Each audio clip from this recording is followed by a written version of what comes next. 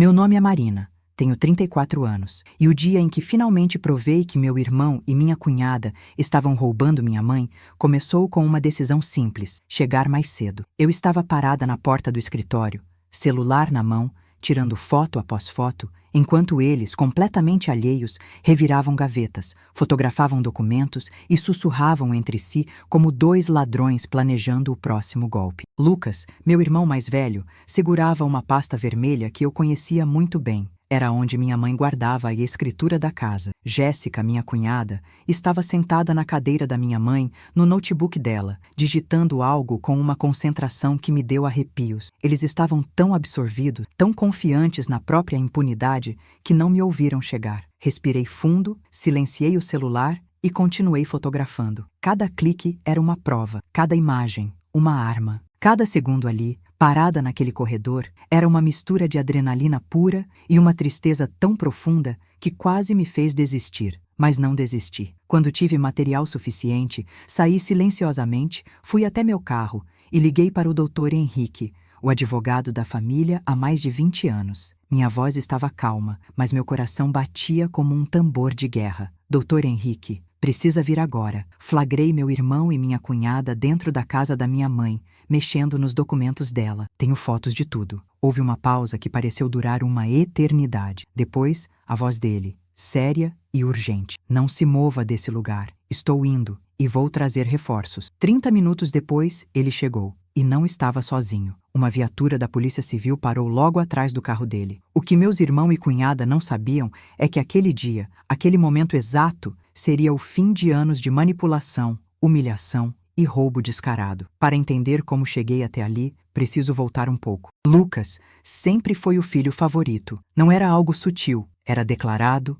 celebrado, enfiado goela abaixo em cada reunião de família. Ele era 3 anos mais velho que eu, formado em administração, dono de um sorriso fácil e de uma lábia que convencia qualquer um. Minha mãe, Dona Célia, sempre teve uma admiração quase cega por ele. O Lucas é tão inteligente, ela dizia, com aquele brilho nos olhos que eu nunca vi quando falava de mim. Ele vai cuidar de tudo quando eu não puder mais. Eu, por outro lado, era a filha que se virava bem sozinha, professora de ensino fundamental, divorciada, com uma filha de 8 anos. Eu não precisava de ajuda, segundo a narrativa familiar. Então não recebia. Quando Lucas conheceu Jéssica, há 6 anos, tudo piorou exponencialmente. Ela tinha 28 anos na época, era bonita daquele jeito estudado, cabelo sempre impecável, unhas feitas, roupas de marca. Trabalhava como gerente de loja, mas vivia como se ganhasse 10 vezes mais. Desde o primeiro jantar que ela participou, ficou claro qual era o jogo. Jéssica se sentou ao lado da minha mãe,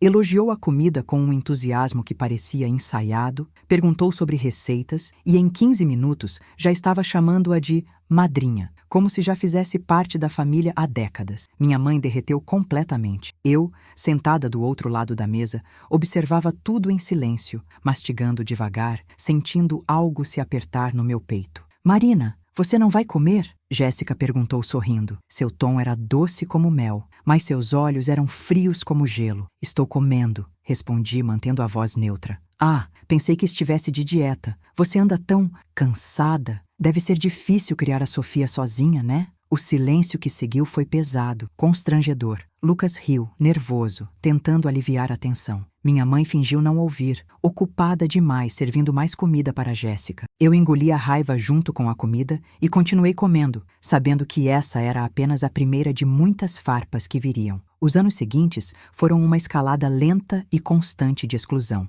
Eles se casaram em uma cerimônia que parecia saída de revista, e Jéssica se tornou a filha que minha mãe nunca teve. Eu comecei a ser chamada para almoços de família apenas quando precisavam de algo, cuidar da minha mãe depois de uma consulta médica, buscar remédios na farmácia, levar algum documento no cartório. Mas para os momentos bons, aniversários, comemorações, viagens de fim de semana, eu estava sempre ocupada demais, segundo Lucas. A Marina tem uma rotina muito corrida, mãe. Melhor não incomodar. Você sabe como é, professora tem muito trabalho. E minha mãe aceitava sem questionar, porque Lucas falava. E quando Lucas falava, era verdade absoluta. Houve um Natal, 3 anos atrás que me marcou profundamente e que ainda dói quando lembro. Cheguei na casa da minha mãe com minha filha Sofia, carregando presentes que eu tinha comprado com sacrifício. Salário de professora não sobra muito. A sala estava lindamente decorada, a mesa posta com a louça boa, cheiro de comida boa vindo da cozinha. Jéssica estava sentada no sofá, folheando uma revista de decoração,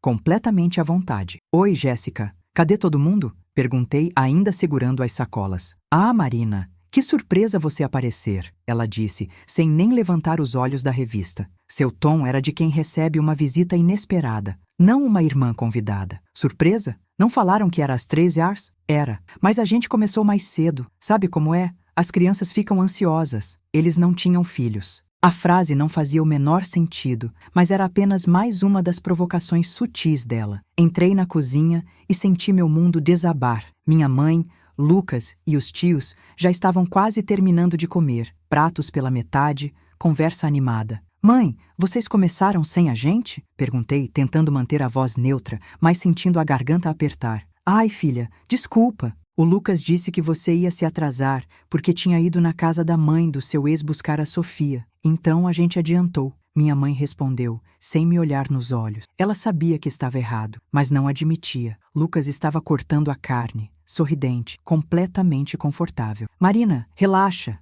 Ainda tem comida. Pega um prato aí e se serve. Sobrou bastante. Sofia, ao meu lado, segurou minha mão com força. Ela tinha 5 anos, mas já entendia. Senti minha garganta apertar. Lágrimas ameaçando cair, mas sorri para ela. Vem, amor, vamos nos servir. Por fora, calma. Por dentro, humilhada até o osso. Mas o verdadeiro golpe veio há 1 ano e meio. Minha mãe começou a ter problemas de memória. Nada grave ainda. Esquecia onde deixava as chaves, repetia histórias que já tinha contado minutos antes, confundia datas de compromissos. Sugeri que ela fosse ao médico, marcaria uma consulta no posto de saúde, mas Lucas foi mais rápido. Mãe, eu e a Jéssica vamos te levar no melhor neurologista particular de São Paulo. Você merece o melhor tratamento. Não vai ficar esperando meses na fila do SUS. Eles levaram. E voltaram com um diagnóstico que fez meu mundo parar. Início de Alzheimer. Meu mundo caiu. Liguei para o consultório no dia seguinte para pedir uma cópia dos exames. Queria uma segunda opinião, mas a secretária foi clara. Apenas os responsáveis cadastrados podem solicitar documentos da paciente. E quem estava cadastrado como responsável? Lucas. Apenas Lucas. Marina, você sabe que a mamãe confia mais em mim para essas coisas, ele disse quando questionei, com aquela voz condescendente que me fazia sentir pequena. Você tem a Sofia, seu trabalho na escola, deixa que eu cuido da parte burocrática. Eu também sou filha dela, Lucas. Também posso cuidar. Eu sei, mas eu sempre estive mais presente. Você tem que admitir. Engoli a raiva. De novo. Sempre de novo. A partir dali, eles se tornaram os cuidadores oficiais. Lucas passou a controlar as finanças da minha mãe para protegê-la de golpes. Jéssica começou a frequentar a casa dela quase todos os dias, fazendo companhia. E eu? Eu era chamada quando precisavam que alguém limpasse, cozinhasse ou ficasse com ela para eles poderem viajar. Eu era a empregada não remunerada. A reserva para quando os principais estavam ocupados. Em um desses fins de semana, enquanto eles viajavam para a praia, encontrei algo que mudaria tudo. Estava organizando o armário da cozinha da minha mãe, limpando gavetas que não eram abertas há meses, quando vi, no fundo de uma gaveta de talheres, um envelope pardo. Dentro, havia recibos de transferências bancárias. Peguei um por um, lendo com atenção crescente. Minha mãe tinha transferido R$85 mil para a conta do Lucas nos últimos 6 meses. R$85 mil. Minha mãe, aposentada, vivia com R$3.200 por mês. De onde tinha saído esse dinheiro? Fotografei tudo com mãos tremendo. Guardei os originais exatamente onde estavam e comecei a investigar, silenciosamente, meticulosamente. Foi aí que tudo mudou dentro de mim. Parei de reagir emocionalmente e comecei a agir estrategicamente. Passei a visitar minha mãe com mais frequência, sempre quando sabia que Lucas e Jéssica não estavam por perto. Conversava com ela sobre coisas simples, mas sempre prestando atenção em detalhes. Anotava tudo quando chegava em casa. O Lucas disse que precisa do dinheiro da poupança para investir num negócio muito bom. Ela me disse uma tarde, enquanto tomávamos chá na varanda. Sua voz tinha aquela qualidade distante que aparecia quando ela estava confusa. Disse que vai duplicar e devolver tudo para mim com juros. Mãe, que poupança? Perguntei, tentando soar casual, mas meu coração estava acelerado. A que eu guardei a vida inteira, aquela que seu pai me deixou quando morreu, são quase 200 mil reais. Mas o Lucas disse que se eu deixar parada, perde valor, que ele conhece um investimento seguro. Meu sangue gelou nas veias. 200 mil reais. Meu pai tinha morrido há 12 anos e tinha deixado esse dinheiro exatamente para que minha mãe tivesse segurança na velhice. E a senhora confia nele com esse dinheiro todo? Perguntei, segurando sua mão. É meu filho, Marina. Claro que confio. Ele nunca me decepcionou. Aquelas palavras me cortaram como uma faca. Eu tinha decepcionado? Eu que estava ali sempre que ela precisava? Mas não era hora de mágoa. Era hora de ação. Não discuti. Apenas anotei mentalmente cada palavra. Depois, fui até a agência do banco onde minha mãe tinha conta há 30 anos. Pedi para falar com o gerente, um senhor de meia-idade chamado Roberto que conhecia minha família. Expliquei a situação. Minha mãe com Alzheimer, transferências suspeitas, medo fundado de abuso financeiro. Ele foi cauteloso, mas humano. Marina, eu entendo sua preocupação. E entre nós, já notamos movimentações atípicas na conta da dona Célia. Mas não posso dar informações das contas sem autorização legal. O que posso sugerir é que a senhora procure um advogado especializado e, se necessário, acione a justiça. Se houver indícios concretos de crime, podemos colaborar com as investigações. Saí de lá com um nó na garganta e fui direto ao escritório do Dr. Henrique. Ele era um senhor de 68 anos, cabelos grisalhos penteados para trás, óculos de grau na ponta do nariz e uma reputação impecável no meio jurídico. Conhecia a nossa família desde que meu pai era vivo. Tinha sido ele quem cuidou do inventário quando papai faleceu. Marina, o que você está me contando é extremamente grave, ele disse, depois que mostrei as fotos dos recibos que tinha encontrado. Ele estudou cada uma com atenção, fazendo anotações. Se o Lucas realmente está se aproveitando da condição mental da sua mãe para se apropriar de valores, isso é crime. Artigo 171 do Código Penal, estelionato, e dependendo de como foi feito, pode configurar também apropriação indébita. Se comprovarmos que ela já não tinha plena capacidade de discernimento quando fez essas transferências, podemos anular tudo. O que eu faço agora? Como provo isso? Precisamos de mais provas. Documentos bancários completos, extratos detalhados, testemunhas se possível. E precisamos agir rápido, Marina, porque se ele perceber que você está investigando, vai transferir tudo para contas inacessíveis e você nunca mais vai ver esse dinheiro, nem sua mãe. A urgência na voz dele me assustou, mas também me deu foco. Passei os 3 meses seguintes montando meu caso como se fosse uma investigação policial de verdade. Consegui, através de uma procuração antiga que minha mãe tinha me dado anos atrás para resolver questões escolares da Sofia e que ninguém lembrava que existia, acesso limitado aos extratos bancários dela. Tive que ir a 3 agências diferentes, explicar a situação dezenas de vezes, mas finalmente consegui. O que vi quando imprimi aqueles extratos me deu náusea física. Nos últimos 2 anos, Lucas tinha transferido em parcelas estrategicamente calculadas para não chamar atenção quase 320 mil reais da conta da minha mãe para contas dele e da Jéssica. 320 mil reais, dinheiro de anos e anos de economia, da venda de um terreno que ela tinha herdado dos meus avós, da pensão do meu pai falecido, da aposentadoria dela guardada centavo por centavo. Tudo sumindo lentamente, metodicamente, enquanto ele sorria nos almoços de domingo e dizia estar cuidando de tudo. Mas havia mais. Descobri através de uma amiga que trabalhava no cartório de registro de imóveis que Lucas tinha tentado há 3 meses transferir a escritura da casa da minha mãe, uma casa de 4 quartos em um bairro valorizado, para o nome dele. O processo tinha sido barrado porque faltava uma assinatura, a minha, como herdeira necessária. Foi aí que tudo ficou cristalino. Eles estavam planejando tomar absolutamente tudo. E quando minha mãe não estivesse mais aqui, eu não teria direito a nada. Seria jogada para fora da minha própria história familiar.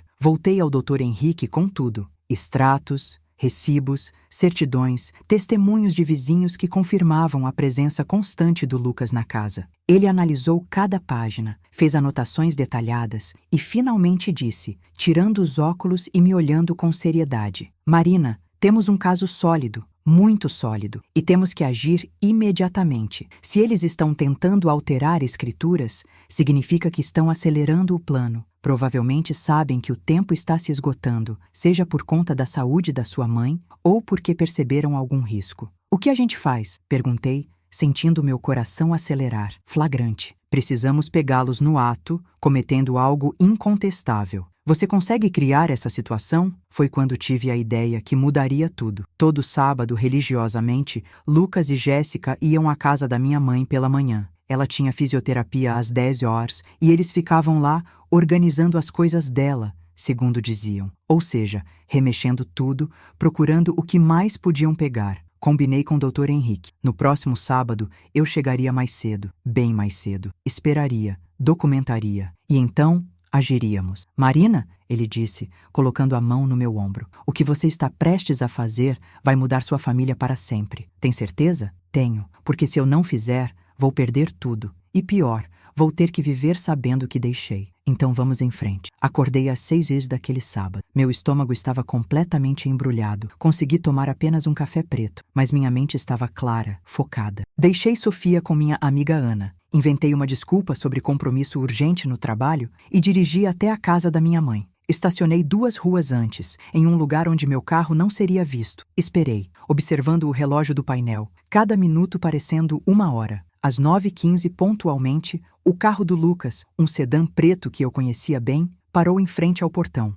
Jéssica desceu primeiro, olhando para os lados com aquela paranoia de quem sabe que está fazendo algo errado. Ela estava de legging e blusa casual, cabelo preso. Lucas desceu depois, segurando uma sacola. Eles abriram o portão, tinham chave, obviamente, e entraram na propriedade. Esperei mais 10 minutos, contando os segundos, controlando minha respiração. Depois, silenciosamente, usei minha própria chave e entrei também pela porta da frente. A casa estava em silêncio absoluto. Podia ouvir vozes abafadas vindo do segundo andar, do escritório. Subi devagar, passo por passo, pisando apenas nas partes do degrau de madeira que eu sabia que não faziam barulho. Conhecia cada centímetro daquela escada. Tinha crescido ali. Cheguei até a porta do escritório. Estava entreaberta, apenas uma fresta. Olhei pelo vão, meu coração batendo tão forte que achei que eles fossem ouvir. E foi exatamente como imaginei. Pior, na verdade. Lucas estava de pé ao lado da estante, segurando a pasta vermelha da escritura da casa, folheando documentos com atenção.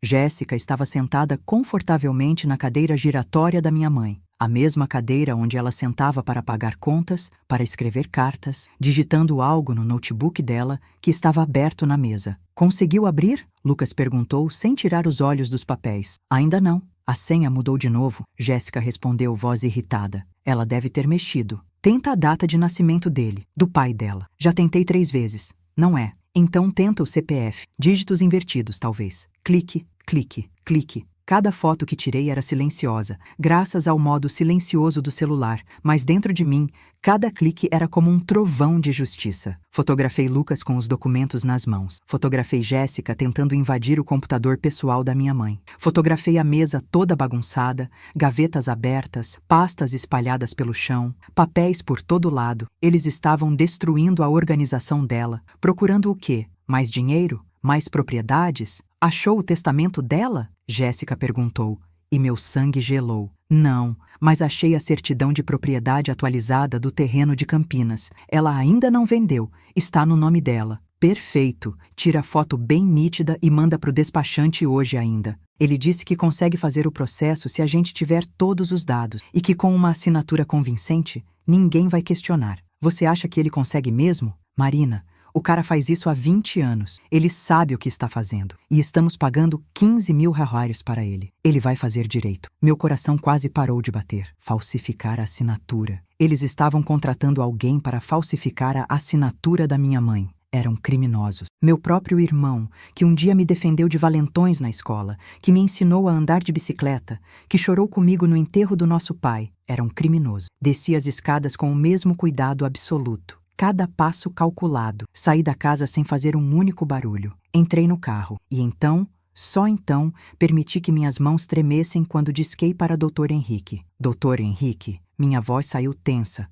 controlada. Precisa vir agora. Flagrei meu irmão e minha cunhada dentro da casa da minha mãe, mexendo nos documentos dela. Tenho fotos de tudo. E tem mais. Eles falaram em falsificar a assinatura dela. Gravei parte da conversa. Silêncio do outro lado. Depois, não se mova desse lugar. Fique no carro. Estou indo.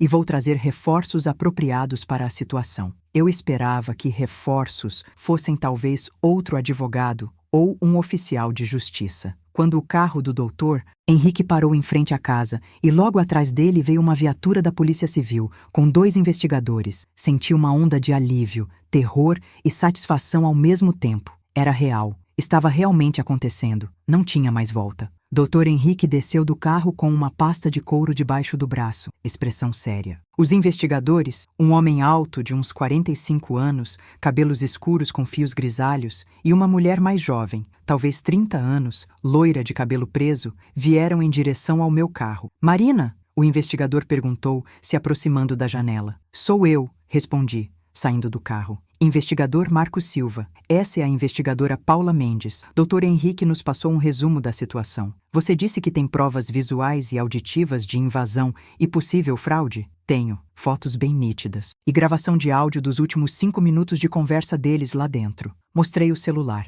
Ele conferiu rapidamente. Eles ainda estão lá dentro da residência? Estão. No escritório do 2º andar. Perfeito. Vamos entrar e abordar. A senhora fica aqui e... Mas Dr. Henrique me olhou, com aquela expressão paternal que ele sempre teve. Marina, é melhor você entrar com a gente. É sua mãe, é sua casa também. Você cresceu aqui, e você tem todo o direito de estar presente. Assente, engolindo o nó na garganta. Subimos juntos, eu, Dr. Henrique e os 2 investigadores. Abri a porta da frente com minha chave, que tremeu um pouco na fechadura. Entramos. Silêncio absoluto lá dentro. Subimos as escadas, agora sem nenhum cuidado de silêncio. Chegamos à porta do escritório. Agora, curiosamente, estava fechada. Eles devem ter fechado depois que começaram a mexer em coisas mais sensíveis. O investigador Marcos bateu na porta. 3 batidas firmes, autoritárias, que ecoaram pela casa. Polícia Civil, abram a porta imediatamente. Ouvi um grito abafado de surpresa. Passos apressados, algo caindo no chão.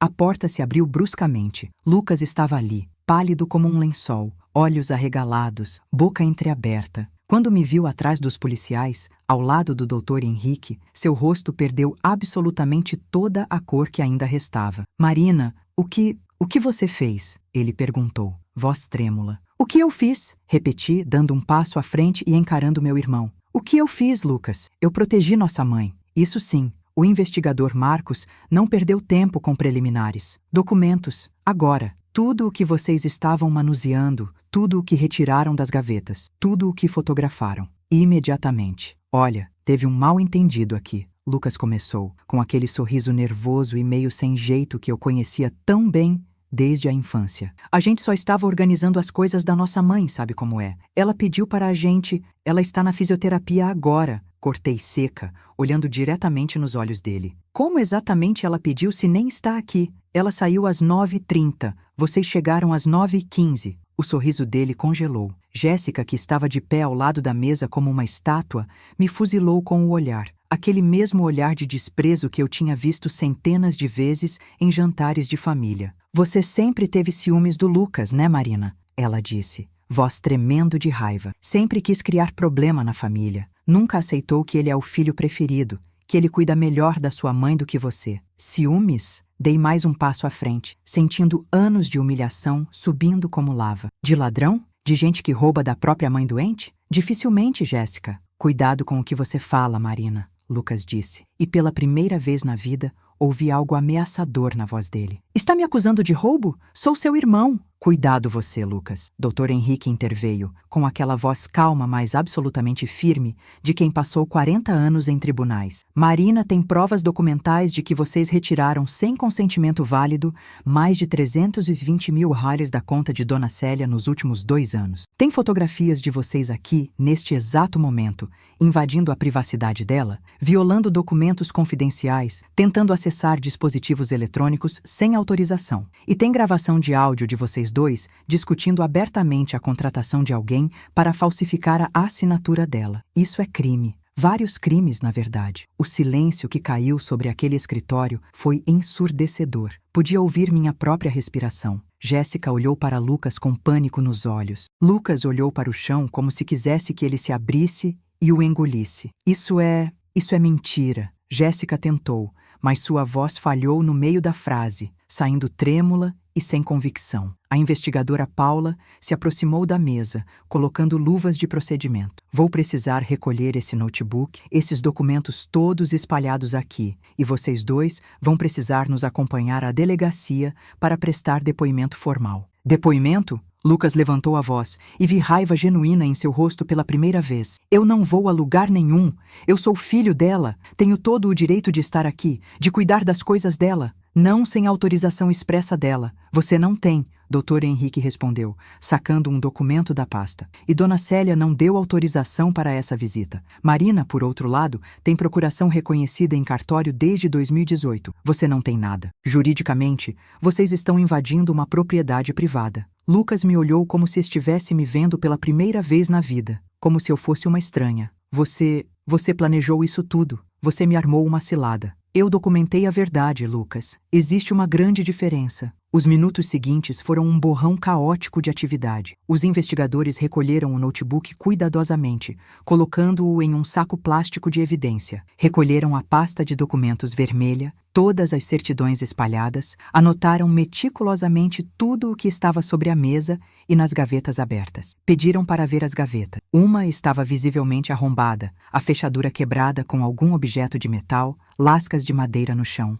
Arrombamento de móvel. Investigadora Paula anotou em seu bloco, tirando fotos. Destruição de propriedade. Lucas tentou mais uma vez e vi desespero real em sua voz agora. Marina, pelo amor de Deus. Eu sou seu irmão. A gente cresceu junto. A gente pode conversar, resolver isso em família, sem envolver polícia, sem envolver... Família? Minha voz saiu mais alta do que eu pretendia, ecoando pelas paredes daquele escritório onde meu pai costumava trabalhar. Você me excluiu de absolutamente cada decisão importante sobre a nossa mãe. Me humilhou em cada jantar, em cada Natal, em cada aniversário. Me tratou como empregada não remunerada quando precisava de alguém para limpar ou cozinhar. E agora eu descubro que você roubou dela, roubou de mim, roubou da herança que seria da sua própria sobrinha. E você tem a audácia de falar em família? Lágrimas quentes e raivosas desceram pelo meu rosto, mas minha voz não tremeu nem um pouco. Ela era firme. Era anos de dor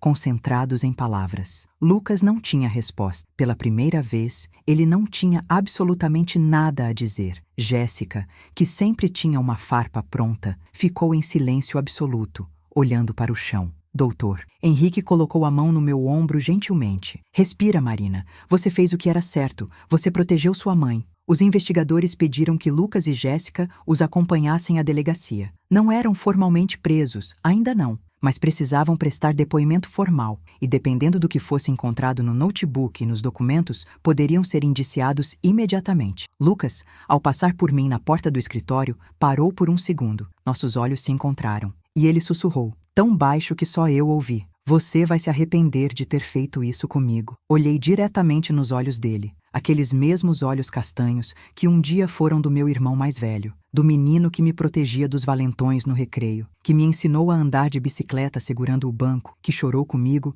abraçados no enterro do nosso pai. Não, Lucas, o arrependimento é todo seu. Depois que eles saíram escoltados pelos investigadores, fiquei sozinha naquele escritório com o Dr. Henrique. Meu corpo inteiro tremia incontrolavelmente. Adrenalina, raiva, alívio, tristeza, tudo misturado em uma tempestade emocional que me fazia sentir simultaneamente forte e completamente destruída. Marina, você foi extremamente corajosa hoje, ele disse, sentando ao meu lado na cadeira que tinha sido do meu pai. Não me sinto corajosa, Dr. Henrique. Me sinto destruída. Acabei de entregar meu irmão para a polícia. Eu sei que dói, mas destruída é infinitamente melhor do que roubada e enganada para sempre. Ele tinha razão, e eu sabia disso racionalmente, mas o coração ainda doía. Sentamos ali por alguns minutos e ele me explicou detalhadamente os próximos passos. As investigações confirmariam cada transferência bancária. O notebook seria periciado por técnicos especializados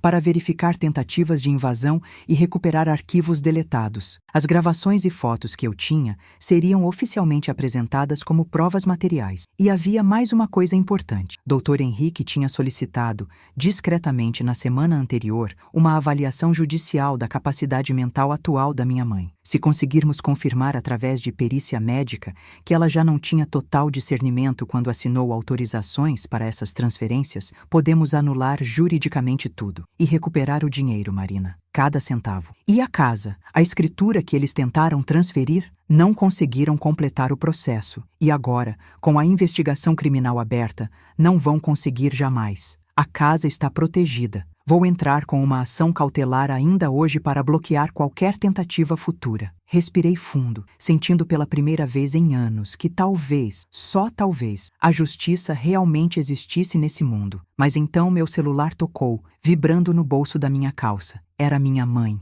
Meu coração apertou. Filha, a fisioterapia acabou mais cedo hoje. Cadê o Lucas? Ele sempre me busca aos sábados. Fechei os olhos, sentindo o peso da responsabilidade. Como eu explicaria isso para ela? Como contaria que o filho favorito dela estava agora sendo investigado por crimes contra ela mesma? Se você já foi traída por alguém da sua própria família, alguém que você amava e confiava cegamente desde criança, deixa um like nesse vídeo. Porque eu sei que não é fácil admitir que as pessoas que deveriam nos proteger, que carregam nosso mesmo sangue, são exatamente as que mais nos machucam. E se você quer saber o que aconteceu depois que a polícia levou meu irmão e minha cunhada para depor, como minha mãe reagiu quando descobriu tudo, o que a perícia do notebook revelou e quais foram as consequências reais que eles enfrentaram, se inscreve no canal agora e ativa o sininho, porque essa história está muito longe de terminar. E o que veio a seguir foi ainda mais chocante e revelador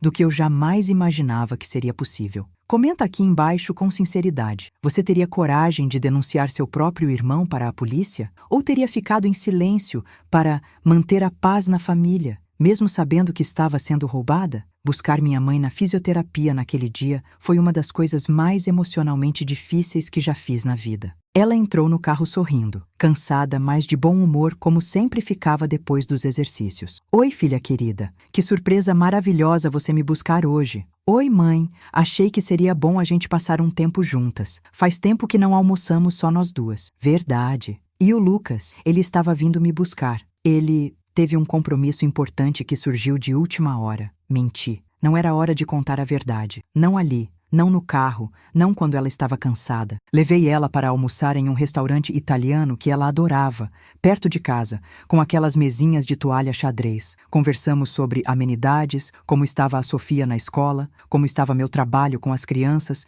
o que ela tinha feito na fisioterapia. Ela repetiu algumas histórias que já tinha contado 5 minutos antes. Esqueceu que já tinha me perguntado 2 vezes se a Sofia ainda gostava de balé. A cada lapso de memória, meu coração apertava mais. Será que ela realmente entendia o que Lucas estava fazendo? Será que ela tinha consentido de alguma forma, em algum momento de lucidez? Ou ele tinha se aproveitado completamente, cruelmente, da confusão mental dela? Depois do almoço, levei ela de volta para casa. Antes de ir embora, sentei com ela na sala, segurei suas mãos enrugadas entre as minhas. Mãe, eu preciso te contar uma coisa muito importante, mas preciso que a senhora me ouça com calma e tente entender. Ela me olhou com aqueles olhos castanhos, preocupados. Aconteceu algo grave, filha. O Lucas, ele tem feito algumas coisas com o dinheiro da senhora, com as economias, com a conta do banco, coisas que não estão corretas. E eu chamei um advogado e a polícia para investigar e proteger a senhora. Esperava gritos, esperava negação veemente, esperava que ela me expulsasse de casa. Mas o que veio foi um silêncio longo e pesado. Ela olhou para as próprias mãos, depois para mim, depois para a parede onde havia uma foto antiga de toda a família. Eu sabia, ela sussurrou, tão baixo que quase não ouvi. O que, mãe? Eu sabia que tinha algo errado. O dinheiro sumindo da conta. Ele sempre pedindo para eu assinar coisas que eu não entendia direito. Mas eu não queria acreditar. É meu filho, Marina. Meu filho homem. Como eu podia acreditar que ele faria isso comigo? Eu sei, mãe. Eu sei como dói. E ele realmente fez isso? Roubou de mim mesmo? Suas mãos tremeram nas minhas. Fez, mãe. Muito dinheiro. Durante muito tempo. Ela começou a chorar silenciosamente, lágrimas escorrendo pelo rosto envelhecido. E eu chorei junto com ela, abraçada nela, as duas ali, destruídas pela traição de alguém que deveria nos amar. Os dias seguintes foram um turbilhão de emoções e revelações. A investigação avançou rápido, muito mais rápido do que eu esperava que a burocracia permitisse. O notebook foi periciado por técnicos da polícia científica, e o que encontraram foi devastador. Havia tentativas múltiplas e documentadas de acesso não autorizado a contas bancárias online, dezenas de e-mails deletados, mas recuperados através de software forense, discussões explícitas sobre como conseguir a assinatura da velha sem levantar suspeita. As palavras textuais que Jéssica usou em uma mensagem para Lucas em junho do ano anterior. Havia também uma longa conversa no WhatsApp com um tal de Rodrigo, que se apresentava como despachante especializado em documentação urgente, oferecendo seus serviços para resolver questão de escritura, em troca de 15 mil reais pagos em dinheiro vivo, sem recibo. O investigador Marcos me ligou 3 dias depois do flagrante, pedindo que eu fosse até a delegacia. Marina, tem mais coisa que você precisa saber. É importante. Fui no mesmo dia. E o que ele me mostrou em uma sala reservada, com documentos espalhados sobre uma mesa metálica, me fez sentir fisicamente mal, com náusea real. Além de todas as transferências que eu já conhecia e tinha documentado, Lucas tinha aberto uma conta bancária conjunta com minha mãe, sem ela saber ou lembrar, falsificando grosseiramente a assinatura dela no contrato de abertura. A assinatura nem era parecida, mas o gerente da época, segundo descobrimos depois, tinha sido convencido com uma quantia não declarada. Nessa conta conjunta fraudulenta, ele tinha depositado o dinheiro integral da venda de um terreno que minha mãe tinha em Campinas, herança dos meus avós. Um terreno grande que valia, na época da venda, 180 mil reais. A venda tinha sido feita há 8 meses. Minha mãe nunca viu 1 centavo desse dinheiro. Nunca nem soube que o terreno tinha sido vendido. Para onde foi esse dinheiro todo? Perguntei, sentindo minhas mãos ficarem geladas. Para a entrada de um apartamento de 2 quartos, no nome do Lucas e da Jéssica, na zona sul de São Paulo, bairro Nobre. Senti meu estômago revirar violentamente. Eles tinham comprado um apartamento, um imóvel próprio, com o dinheiro da venda do terreno da minha mãe. E ela estava lá, vivendo com a aposentadoria mínima de R$3,200, economizando em cada conta de luz, enquanto eles moravam confortavelmente em um imóvel de 400 mil reais que ela tinha pagado sem saber. Esse apartamento é recuperável através da justiça? Perguntei, tentando manter a voz firme. Com a prova concreta de falsificação de assinatura e origem ilícita dos recursos, sim, absolutamente. Vamos acionar o Ministério Público ainda hoje. Esse caso vai virar ação penal criminal, Marina. Não é mais só uma questão civil de devolução de valores. É crime contra idoso, estelionato qualificado, falsificação de documento particular. A pena somada pode chegar a 12 anos de reclusão. Ação penal criminal. 12 anos de prisão. Meu irmão, que um dia me deu meu primeiro livro de presente, ia ser processado criminalmente e poderia passar uma década preso. Levou exatamente 2 semanas para a ficha cair completamente na família estendida inteira. Meus tios, primos, todos começaram a ligar, mandar mensagens, pedir explicações. Marina, pelo amor de Deus, o que está acontecendo? O Lucas disse que você inventou tudo porque tem ciúmes dele, minha tia Carmen disse, voz escandalizada. Inventei, tia. Tem prova documental oficial, tem perícia técnica da polícia, tem gravação de áudio, tem extrato bancário. O que exatamente eu inventei? Mas é seu irmão? Vocês não podem resolver isso conversando em família, sem envolver polícia e advogados? Ele roubou mais de R$500 mil da nossa mãe doente, tia Carmen. Mais de 500 mil reais. Isso não se resolve em uma conversa de Natal com um pedido de desculpas. Alguns familiares ficaram do meu lado depois que viram as provas. Outros não. Escolheram acreditar na versão do Lucas de que eu estava exagerando, sendo vingativa, que sempre tive problemas com ele. A família rachou literalmente ao meio. Metade me apoiando, metade me condenando. E Jéssica? Jéssica se revelou muito mais interessante e pragmática do que eu jamais imaginaria. 10 dias depois do flagrante que mudou tudo, recebi uma ligação de um número que eu não conhecia. Não estava nos meus contatos. Alô? Atendi com cautela. Marina, é a Jéssica. Gelei completamente. Meu primeiro instinto foi desligar imediatamente. O que você quer? Conversar? Pessoalmente, por favor. Eu sei que você não me deve nada, mas, por favor. Algo no tom da voz dela era completamente diferente do usual. Não era a arrogância que eu conhecia. Não era desdém. Era desespero puro. Aceitei, mais por curiosidade do que por qualquer outra coisa. Marcamos em uma cafeteria em bairro Neutro, distante tanto da minha casa quanto da dela. Ela chegou pontualmente, mas parecia uma pessoa diferente, sem maquiagem elaborada, cabelo simplesmente preso em um rabo de cavalo, roupa simples, jeans e blusa básica. Parecia ter envelhecido 10 anos em 10 dias. Sentou-se na minha frente, mãos visivelmente tremendo ao redor da xícara de café. Eu não sabia de tudo,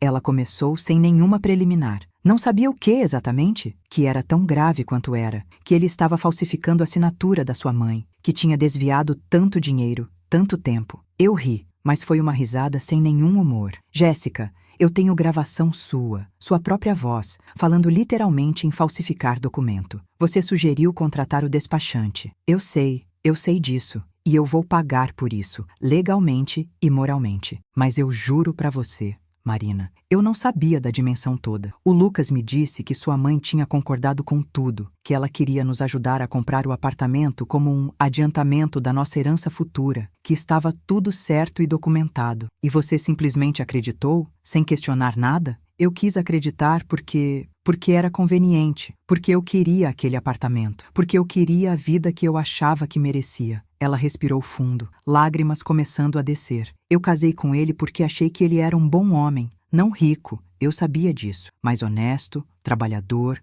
responsável. E quando ele começou a me contar sobre as oportunidades com o dinheiro da sua mãe, eu quis tanto acreditar que estava tudo certo que nem investiguei. Vocês compraram um apartamento inteiro com dinheiro roubado, Jéssica. Eu sei. E por isso, exatamente que eu vim aqui hoje. Ela tirou uma pasta amarela da bolsa grande e colocou com cuidado sobre a mesa entre nós. O que é isso? Divórcio. Papéis já assinados por mim. E junto tem uma confissão escrita completa de absolutamente tudo o que eu sei. Nomes completos, valores exatos, datas, conversas. O nome do advogado desonesto que Lucas contratou para tentar fazer a transferência fraudulenta da escritura. O nome e telefone do despachante que se ofereceu para falsificar documentos. Tudo. Cada detalhe sórdido. Olhei para a pasta, depois para ela, tentando entender o ângulo. Por que você está fazendo isso? Porque eu não vou afundar junto com ele. Porque eu tenho 34 anos e uma vida inteira pela frente. E porque você estava completamente certa sobre mim, Marina. Eu ajudei ativamente a humilhar você durante anos. Fiz você se sentir menos do que era. E isso foi profundamente errado da minha parte. Não era um pedido de desculpas completo ou uma redenção cinematográfica,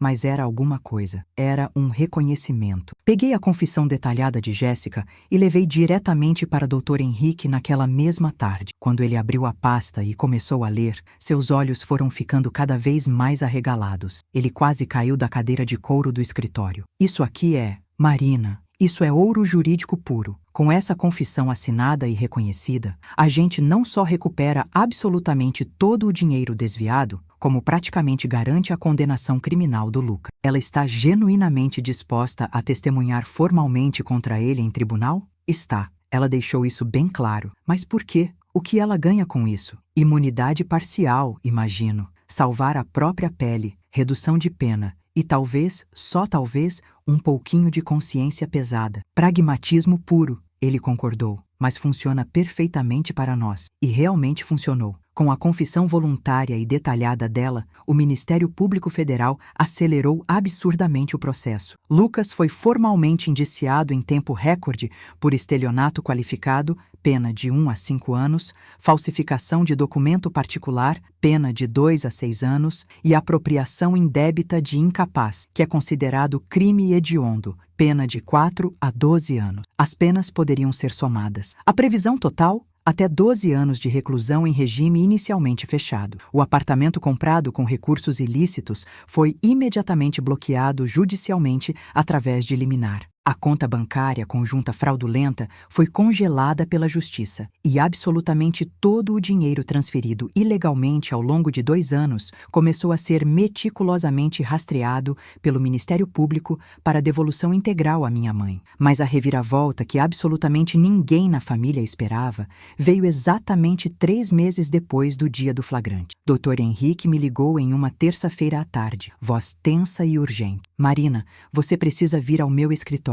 Agora, se possível, imediatamente. O que houve? Aconteceu algo novo? Encontramos um testamento da sua mãe. Meu coração parou. Como assim? Ela nunca mencionou testamento nenhum. Venha, você precisa ver isso pessoalmente. Cheguei ao escritório do Dr. Henrique em 20 minutos, dirigindo mais rápido do que deveria. Ele me recebeu pessoalmente na porta, expressão grave. Me levou até a sala de reuniões reservada. Sobre a mesa de mogno havia um envelope lacrado, amarelado pelo tempo, com selos de cartório. Sua mãe fez este testamento há exatamente 5 anos, ele explicou, antes de qualquer diagnóstico de Alzheimer, quando estava em plena capacidade mental. Foi registrado em cartório, autenticado e guardado em um cofre que apenas eu, como advogado da família, tinha acesso. Ela me fez prometer que só abriria em caso de necessidade extrema ou após a morte dela. Considero a situação atual como necessidade extrema. Eu nunca soube disso. Ela não contou para ninguém. Era para ser surpresa apenas após o falecimento. Mas, dadas as circunstâncias criminais, ele abriu o envelope com cuidado,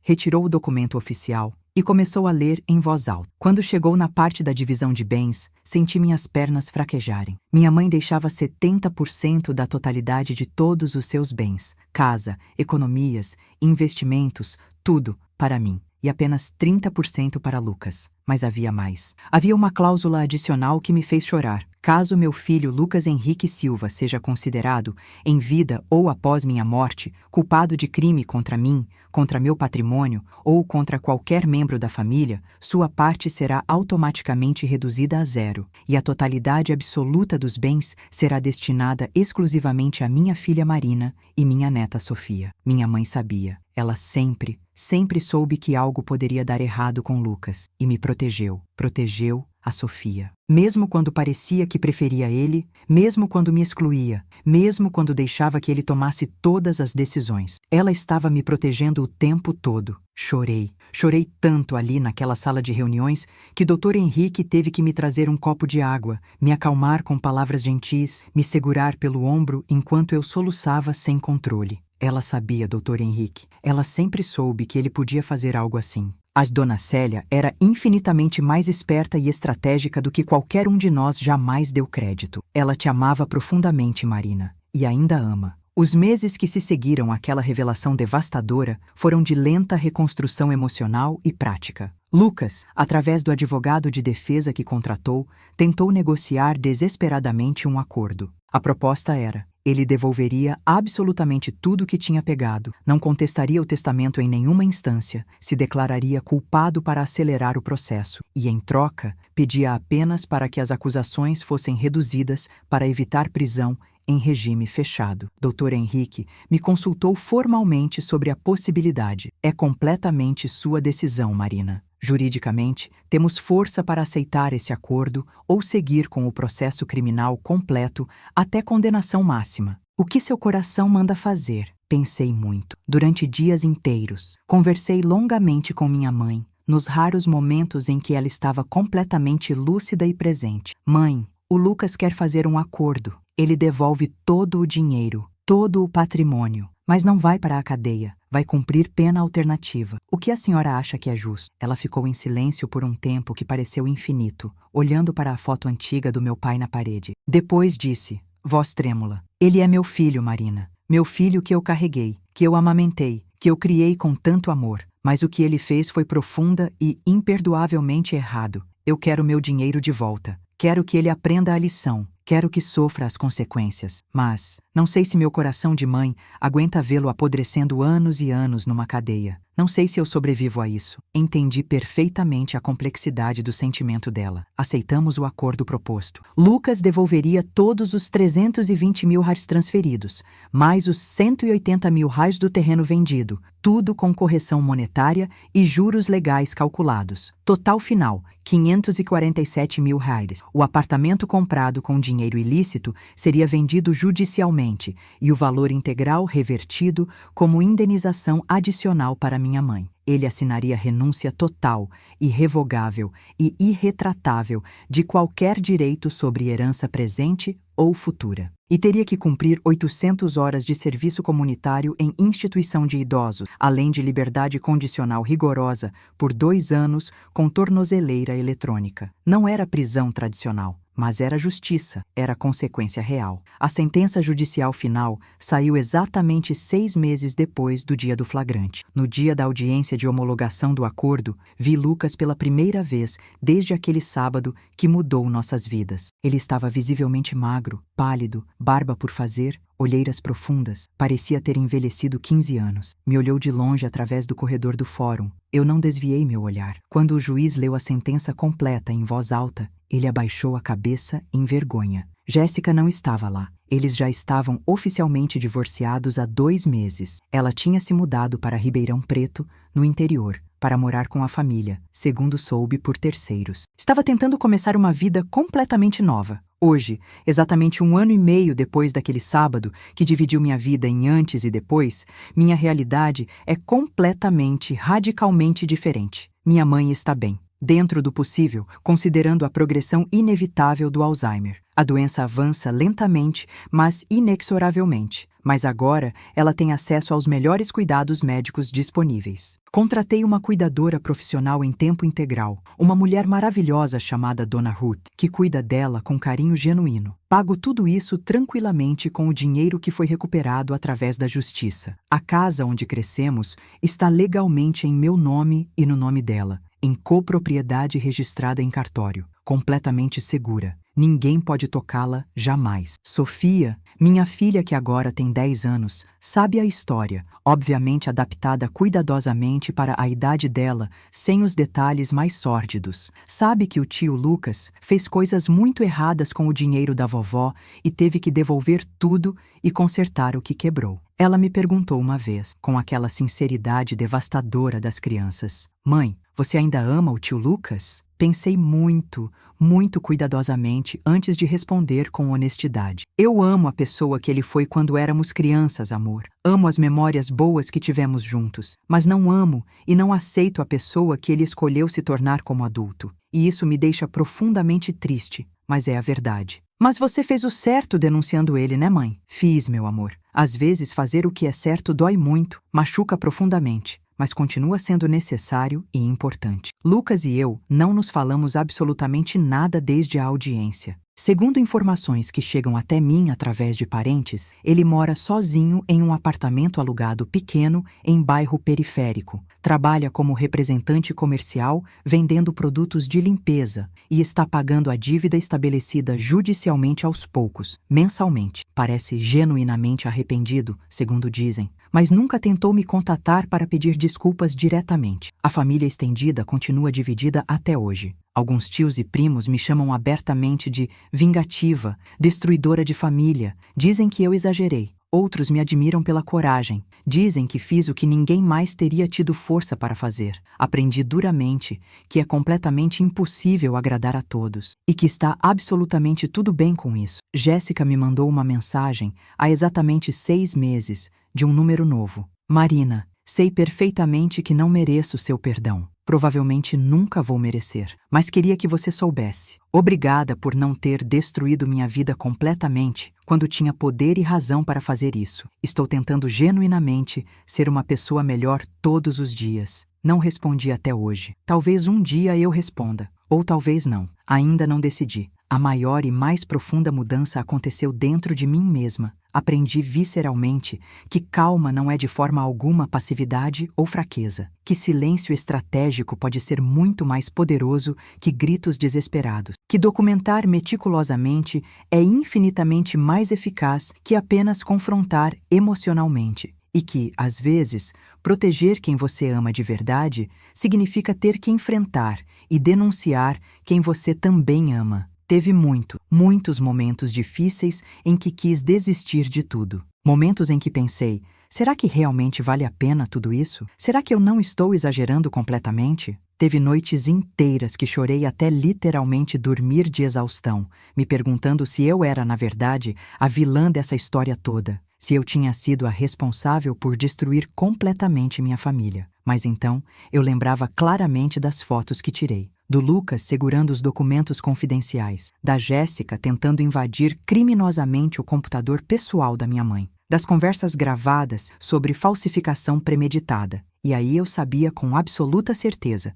não fui eu quem destruiu coisa alguma. Eles destruíram. Eles escolheram esse caminho. Eu apenas não permiti que continuassem impunes. Minha mãe, nos momentos cada vez mais raros de lucidez completa, às vezes me agradece com lágrimas nos olhos. Você me salvou, minha filha. Me salvou quando eu mais precisava. Outras vezes, quando a confusão toma conta, ela esquece absolutamente tudo o que aconteceu e pergunta inocentemente pelo Lucas. Cadê meu filho? Por que o Lucas não vem mais me visitar? Ele sempre vinha aos sábados. Esses momentos quebram meu coração em pedaços pequenos, porque por mais que ele tenha feito coisas imperdoáveis, ele ainda é e sempre será o filho dela. E uma parte profunda dela, a parte que é mãe acima de tudo, sempre vai amar ele incondicionalmente. Aprendi a conviver da melhor forma possível com essa dor complexa, com a tremenda dificuldade de amar alguém e, simultaneamente, ter que proteger outras pessoas dessa mesma pessoa. Não é preto e branco como nos filmes. É cinza, é confuso e é muito, muito difícil de navegar emocionalmente. Mas quando olho para a Sofia, crescendo forte e segura, sabendo que a avó está protegida, que ninguém está roubando dela ou manipulando, que justiça existe mesmo quando dói profundamente, eu sei com certeza absoluta que fiz o correto. Um dia, quando ela for adolescente ou adulta jovem, vou mostrar para ela todos os documentos guardados, todas as provas, todas as evidências. E vou dizer com clareza: nunca, jamais deixe alguém te fazer sentir que você é louca ou exagerada por confiar nos seus instintos. Se algo parece profundamente errado, provavelmente está errado. E você tem não apenas o direito, mas a obrigação moral de investigar, de se proteger e de proteger ferozmente quem você ama. Hoje, você ouviu minha história completa de como descobri que meu próprio irmão estava sistematicamente roubando minha mãe doente e como consegui virar o jogo completamente contra ele. Se você já foi traído cruelmente por alguém da sua própria família, alguém que você amava e confiava cegamente desde criança, saiba que eu te entendo profundamente. Essa dor específica de descobrir que pessoas do seu sangue, que deveriam te proteger acima de tudo, são exatamente as capazes de te ferir mais profundamente, é uma das piores dores que existem nesse mundo. E se você está passando por algo remotamente parecido agora mesmo, desconfiando de movimentações estranhas, encontrando sinais preocupantes, mas ainda com muito medo de agir concretamente, eu te digo com toda convicção: documente absolutamente tudo. Fotografe cada papel suspeito. Grave conversas quando possível e legal. Anote datas precisas, valores exatos, nomes completos. Isso não é paranoia irracional. É proteção inteligente, porque quando a hora inevitável chegar e você precisar provar suas acusações, essas provas documentais vão ser literalmente a diferença entre justiça merecida e impunidade frustrante. Se essa história tocou você de alguma forma genuína, se te fez sentir menos sozinho na sua dor e confusão,